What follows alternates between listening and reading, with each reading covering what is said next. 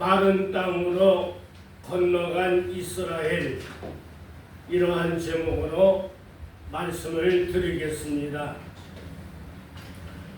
여호수아는 시딤에서 두 정탐꾼들에게 보고를 받습니다. 그 말씀이 여호수아 2장 23절에서 24절에 있는 말씀입니다. 우리 한번 함께 읽겠습니다. 그 두 사람이 돌이켜 산에서 내려와 강을 건너 눈의 아들 여호수아에게 나와서 그 당한 모든 일을 고하고 또 여호수아에게 이르되 진실로 여호와께서 그 온 땅을 우리 손에 붙이셨으므로 그 땅의 모든 거민이 우리 앞에서 간담이 높더이다. 이제 여호수아는 하나님의 때가 되었다는 확신이 서자 온 이스라엘 백성들과 함께 시딤을 떠나 요단강가로 이동을 합니다. 시딤에서 요단강까지의 거리는 약 15km가 되었기 때문에 하루의 거리로 이동할 수가 있었습니다. 요단강가에서 3일을 머무른 후에 백성의 지도자들이 나와서 이스라엘 백성들에게 이렇게 말하고 있습니다. 언약궤가 움직일 때에는 2000규빗의 거리를 두고 너희가 따라가라고 말씀을 하고 있습니다. 우리 한번 3장 2절에서 4절까지의 말씀을 함께 읽겠습니다. 3일 후에 용사들이 진중에 두루다니며 백성에게 명하여 가로되 너희는 내 사람 제사장들이 너희 하나님 여호와의 언약궤에 매는 것을 보거든 너희 곳을 떠나 그 뒤를 쫓으라. 그러나 너희와 그 사이 상거가 2000규빗쯤 되게 하고 그것에 가까이 하지는 말라. 그리하면 너희 행할 길을 알리니 너희가 이전에 이 길을 지나보지 못하였음이니라. 이제 2000규빗의 거리를 두고 법궤를 따라가라고 말씀을 하면서 또 한 가지 주의의 말씀을 하고 있습니다. 그것이 바로 5절에 나오는 말씀입니다. 함께 읽겠습니다. 여호수아가 또 백성에게 이르되 너희는 스스로 성결을 해라. 여호와께서 내일 너희 가운데서 역사를 행하시리라. 그래 요단강을 건너기 앞서서 너희들은 스스로 깨끗하게 되어라 이렇게 말씀을 하고 있습니다.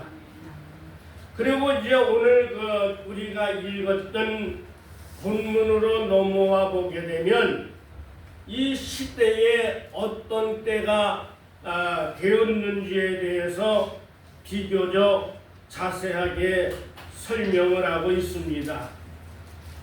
우리 한번 14절부터 17절까지 있는 말씀을 함께 읽겠습니다.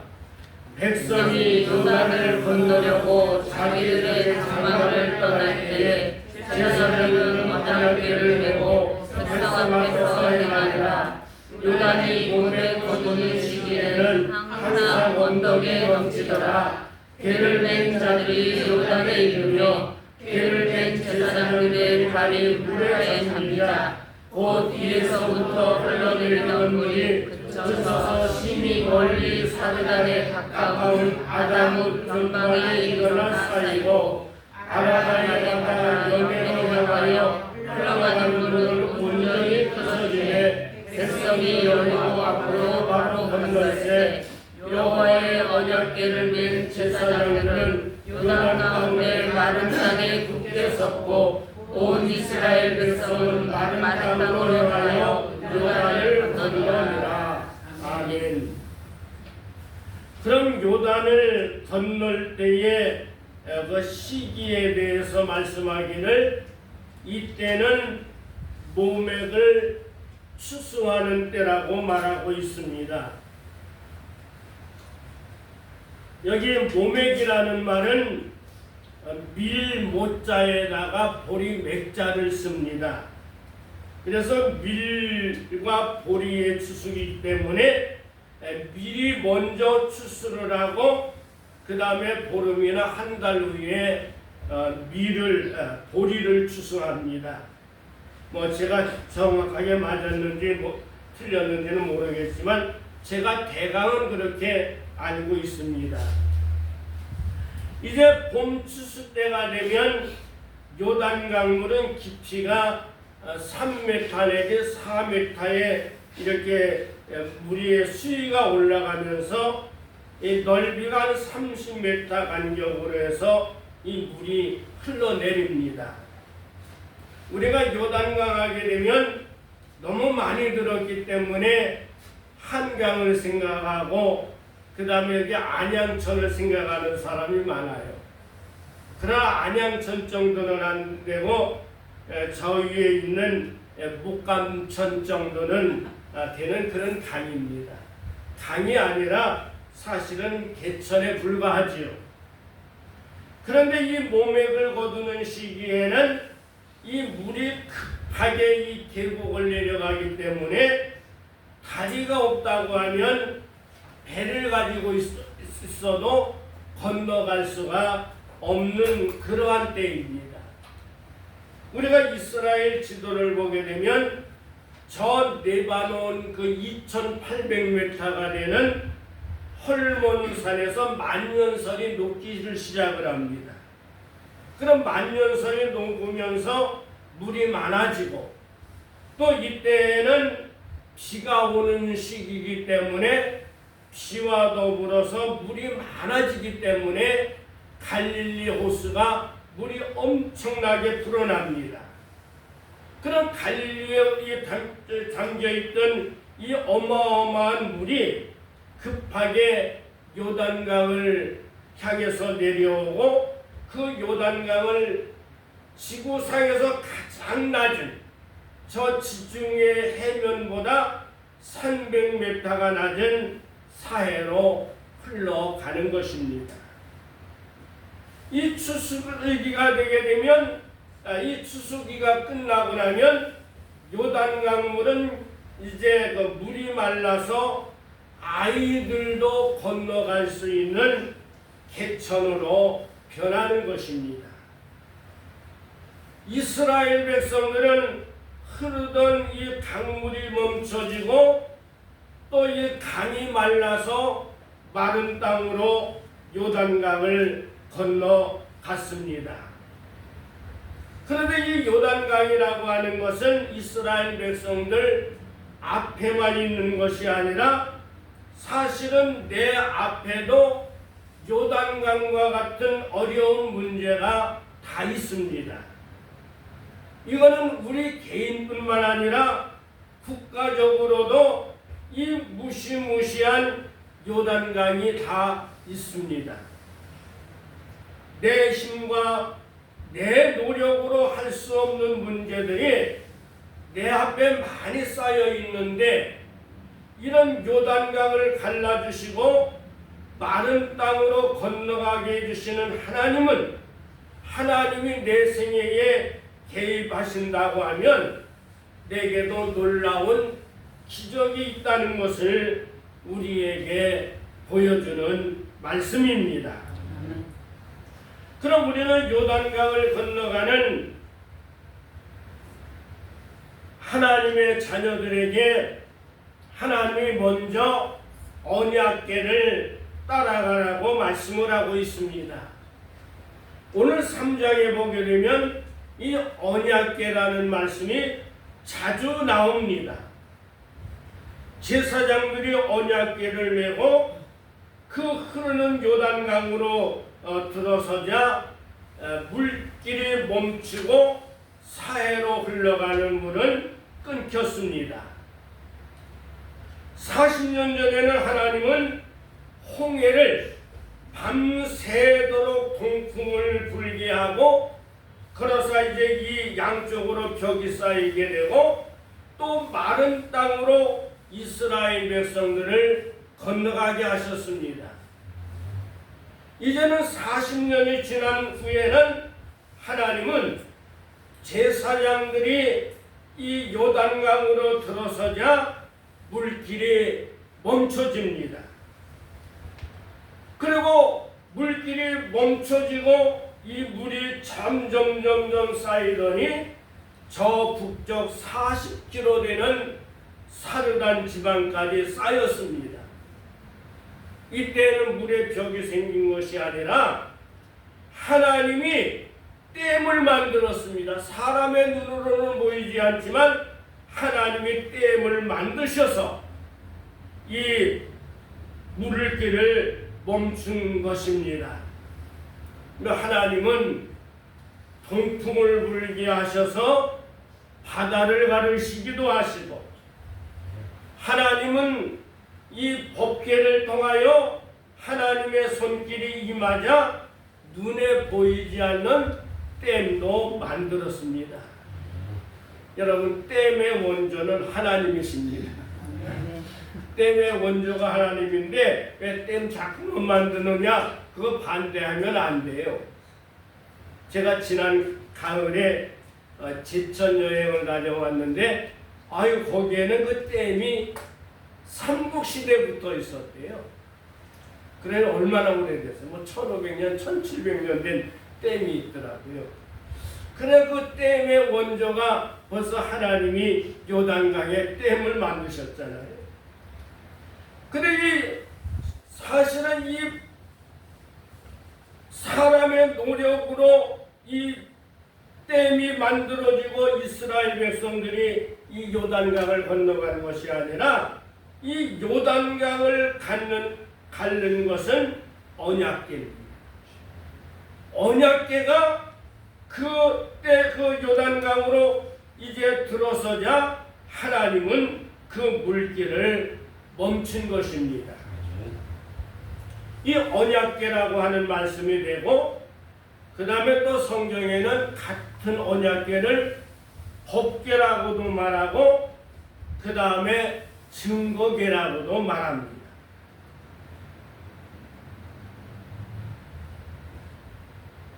출애굽기 이제 25장에 보면 이제 모세가 이제 성막을 만드는데요. 자기 마음대로 만든 것이 아니라 모세가 시내산에 올라가서 기도할 때 하나님이 어떻게 만들으라고 구체적으로 다 말씀하셨어요.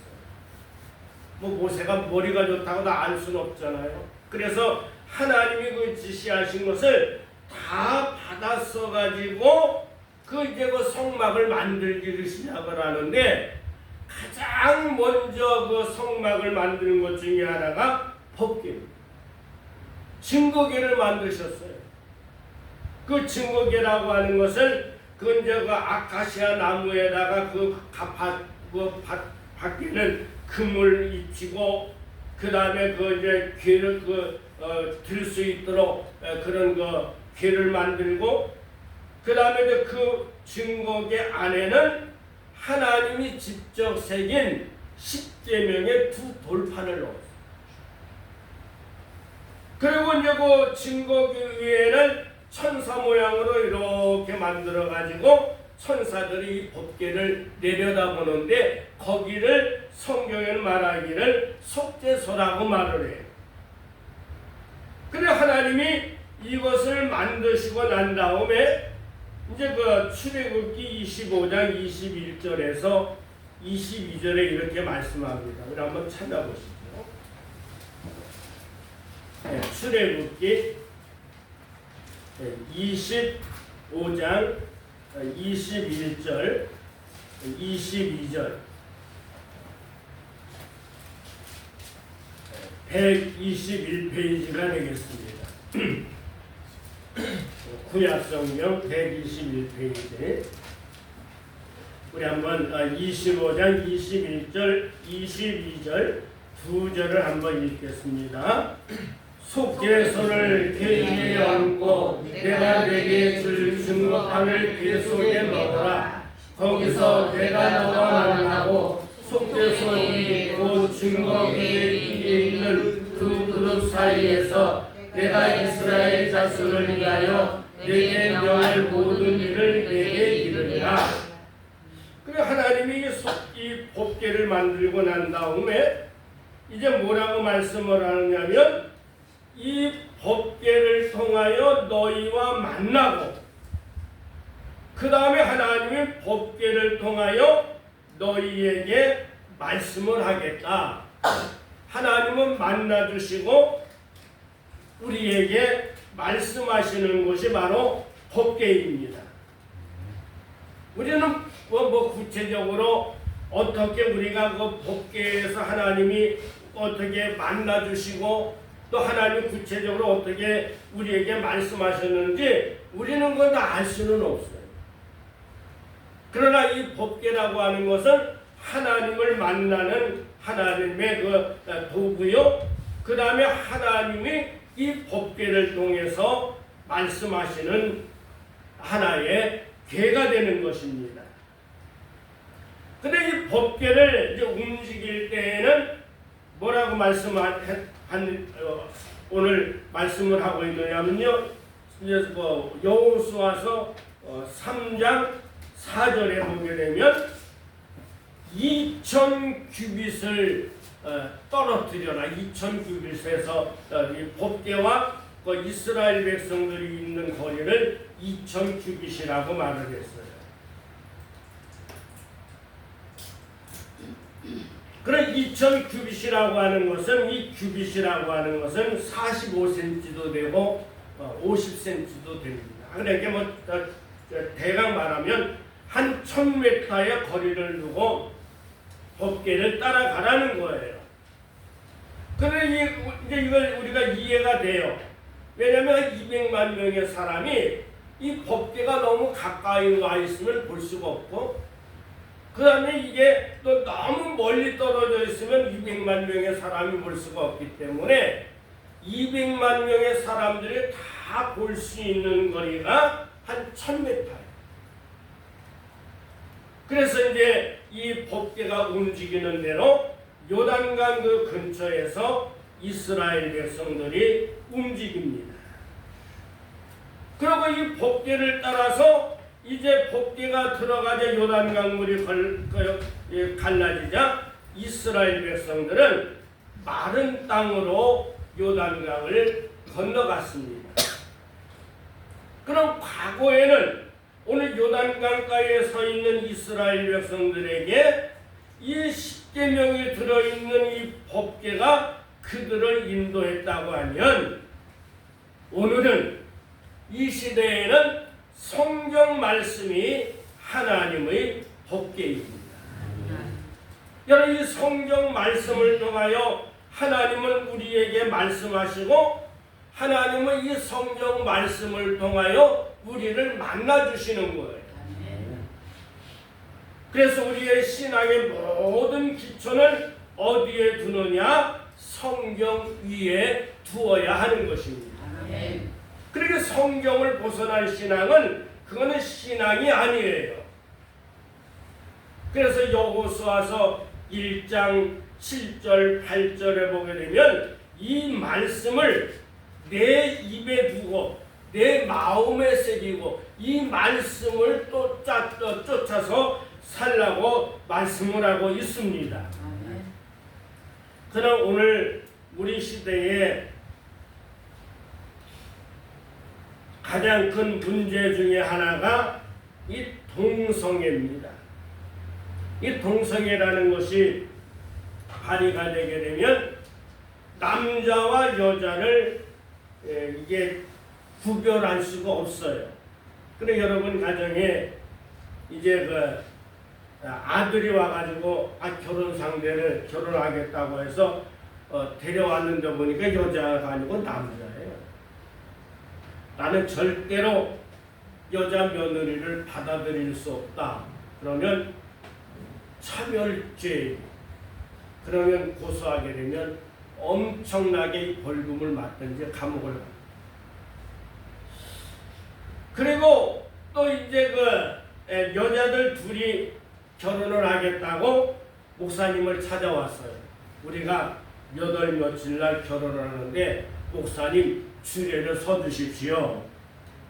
그러면 지혜로운 목사는 아이고 내가 몸이 아파가지고 그날 아유 중요한 뭐 일이 있어서 못 간다고 그렇게 둘러댈 수는 있지만 나는 거기에 동성애에 찬성할 수가 없기 때문에 갈 수가 없습니다. 그러면 또 이게 고발 대상이 돼서 엄청나게 목사가 벌금을 물어야 됩니다. 여러분, 이 동성애를 지지하는 사람들이 불신자들이 아니라 목사들이 그 짓을 하고 있어요. 성경에도 분명히 남자와 여자를 구별하여 살라고 한 거예요.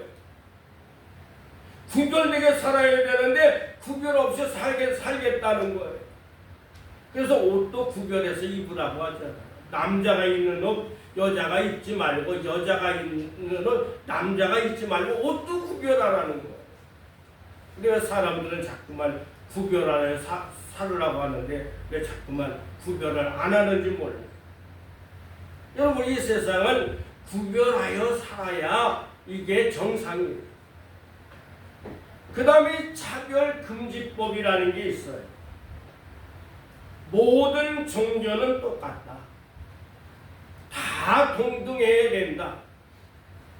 그래 우리가 예수를 믿는 사람이 하나님도 하나님이고 무당에 섬기는 그도 신이고 똑같이 태워야지 거기 차별을 두면 안 된다는 게 이게 차별금지법. 그러면 목사가 설교하는데 예수님만이 천국에 들어가는 유일한 길입니다. 성경이 그렇게 말씀하면 그렇게 설교하면 걸려요. 그럼 이 성경에서 그걸 다 지워야 돼요. 우리는 절대로 그럴 수는 없잖아요. 여러분, 우리가 천국에 들어가는 길은 여러 가지 길이 있는 것이 아니라 오직 유일하신 하나님께 가는 길은 오직 한 길, 예수 그리스도만이 그 길입니다. 우리는 그렇게 믿어요. 그런데 그렇게 안 믿는 목사도 있고요. 그렇게 안 믿는 교회도 있어요. 그게 심각한 거예요. 그렇기 때문에 우리는 이런 차별금지법, 동성애, 그 다음에 성경을 하나의 세상 문학작품으로 이렇게 말하는 사람을 따라가면 절대로 안 돼요. 그래서 성경을 벗어난 신앙은 위험한 것이고 오늘 보니까 법계를 따라가는 것처럼 우리는 말씀을 따라가야 하는 것입니다. 그 다음에 요단강을 건너는 이스라엘 백성들에게 너희는 성결하라. 여기 이제 성결하라고 하는 말은 성결이라는 말 자체가 깨끗하다는 뜻이에요. 그래서 우리는 예수 그리스도를 믿어서 하나님의 자녀가 된 사람은 마음도 말도 삶도 깨끗해야 돼요. 여러분, 우리 사람은 내 안방에 내가 사는 그 방 안에 쓰레기가 차 있다 그러면 그 쓰레기 얼른 갖다 버릴 거예요. 여러분, 내 집 앞에 누가 자꾸만 쓰레기를 갖다 놔요. 그래 기분이 안 좋지요. 그럼 나중에는 이 쓰레기를 계속 갖다 놓게 되면 CCTV라도 달아가지고 이거 잡으려고 할 거예요. 여러분, 그 쓰레기 하치장 그 주변에 사는 분들은 참 고통스러워요. 저 김포라든가 이거 보게 되면 서울에 있는 쓰레기가 다 그로 가잖아요. 그러면요, 거기에 그 주변에 사는 사람들은요, 그 썩는 냄새가 어마어마하대요. 또 여름철이 되게 되면 구더기, 모기, 파리 엄청나게 문을 못 열어. 여러분 아무리 좋은 그 대리석으로 만들고 거기에 좋은 뭐 재료를 갖다 집을 어마어마하게 거기에 꾸려놨다고 할지라도 아이고 내가 거기 가서 살겠습니다 그러는 사람 없을 거예요. 그리고 우리는 이런 쓰레기를 다 이렇게 치울 줄 알고 더럽다고 이걸 자꾸만 그렇게 하면서도 사실은 내 마음에 있는 쓰레기에 대해서는 심각하지도 않아요.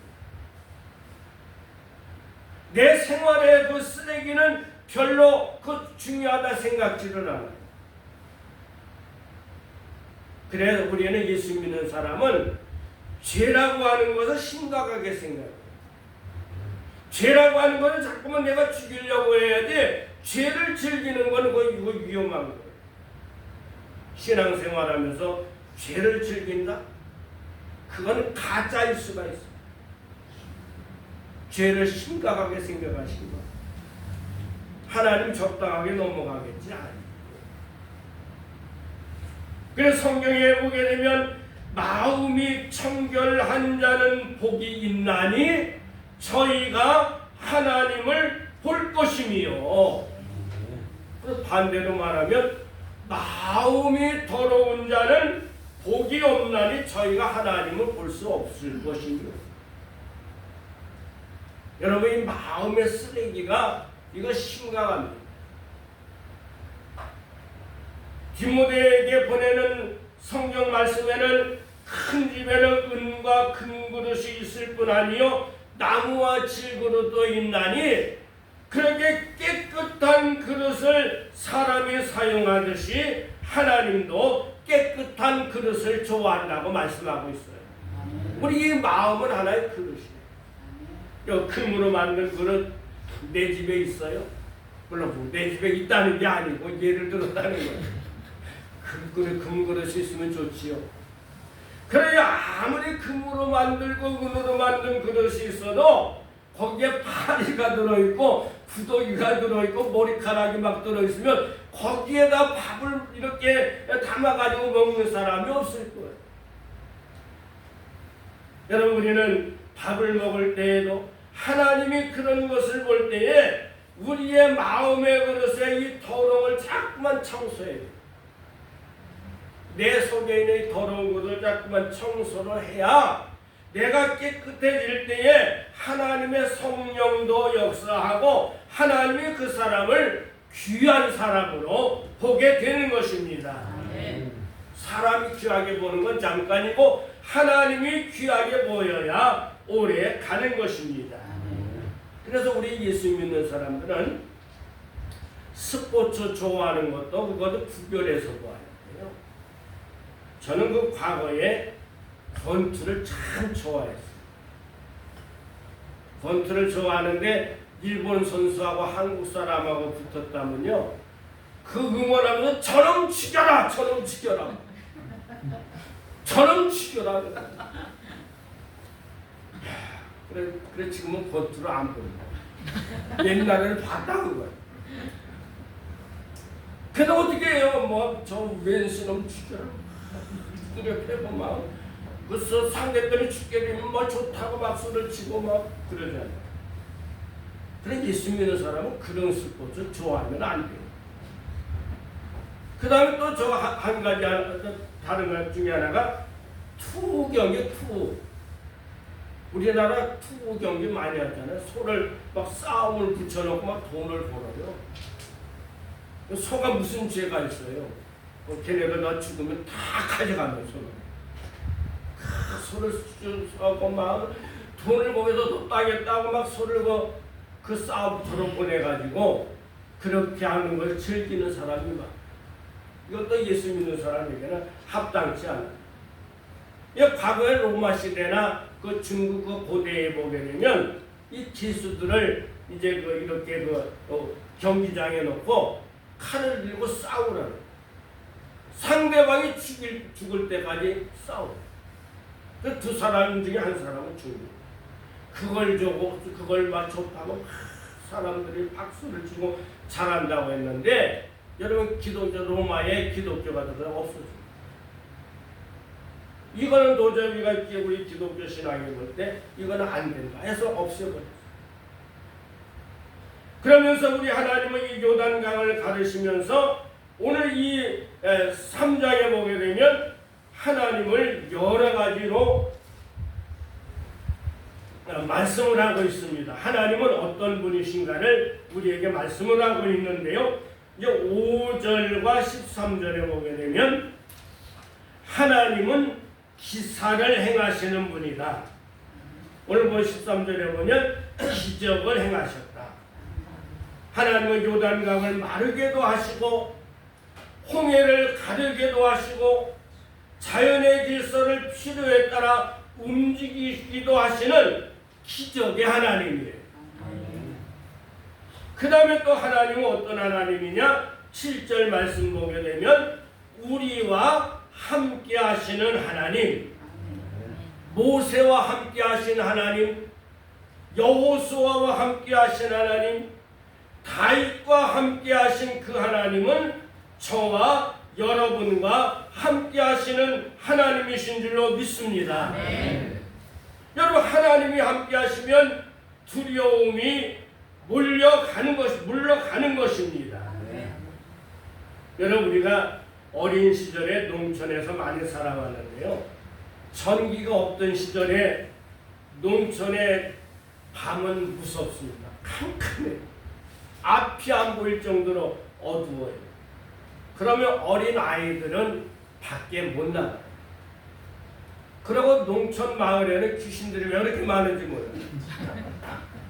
어떻게 죽고 그건 제가 또 이렇게 축구들하고 그 물에 빠져 죽는 사람을 보았는데 그 앞을 못 지나가는 거예요. 나도 저렇게. 그러면 어린 아이들이 얼마나 그게 밖에 나가기가 무섭겠어요. 근데 밤에 그냥 화장실을 가고 싶은데 저쪽에 가면 귀신이 있다는 소리 있어요. 그걸 못 가가지고 그런 게 많았어요.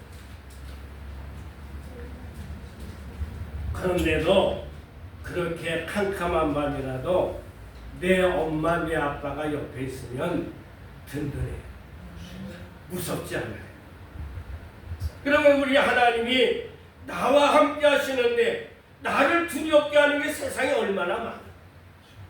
뭐 지진도 두렵고 요즘은 더위가 두렵더라고요. 더위가 얼마나 무서운지 저는 아무리 태양볕에 있어도 이 살이 타지 않는데 살이 타더라고요.